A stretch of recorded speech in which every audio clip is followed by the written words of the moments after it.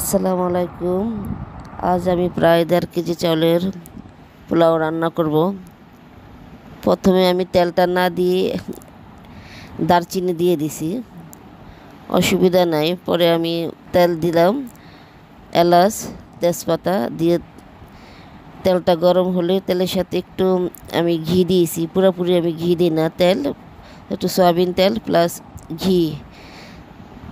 তেলটা গরম হলে আমি পেঁয়াজ কুচি দেব। পেঁয়াজটা একটু ব্রাউন কালার হলে, একদম পুরা লাল না, হালকা হালকা লাল হলে আমি চিনি গুঁড়া পোলাও চালটা আমি দিয়ে দেবো। এখানে প্রায় আমি 1.5 কেজি চিনি গুঁড়া পোলাও চালটা নিয়েছি। এটা গরম হলে পরে পেঁয়াজ কুচিগুলি ব্রাউন কালার হলে চাউলটা ভেজে বাস নাড়তে হবে।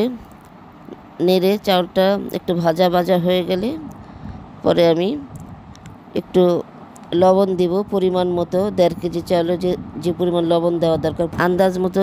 রসুন বাটা, আদা বাটা দিতে হবে। দিয়ে আবার নেড়ে চেড়ে চালটা একটু ভাজা ভাজা হয়ে গেলে পরে আপনারা পানি দিবেন। পানি দিয়ে পানিটা হালকা শুকিয়ে গেলে, পানিটা কিছু থাকবে এর মধ্যে, আপনারা ঢাকনাটা দিয়ে চুলাটা ঢিম করে দিবেন। এর মধ্যে 15-20 মিনিট পরে এগুলি দিয়ে আবার নাড়তে হবে। পরিমাণ মতো আমি একটু গুঁড়া দুধ দিয়েছি, আপনারা দেখছেন, কিশমিশ, কিছু মরিচ দিয়ে বাস পানি দিয়ে বাস আমি পানিটা হালকা শুকিয়ে গেলে ঢাকাটা দিয়ে দিলাম। ঢাকনাটা দিয়ে প্রায় আমি 20 মিনিট পরে আবার 20 মিনিট পরে আমি আসলাম।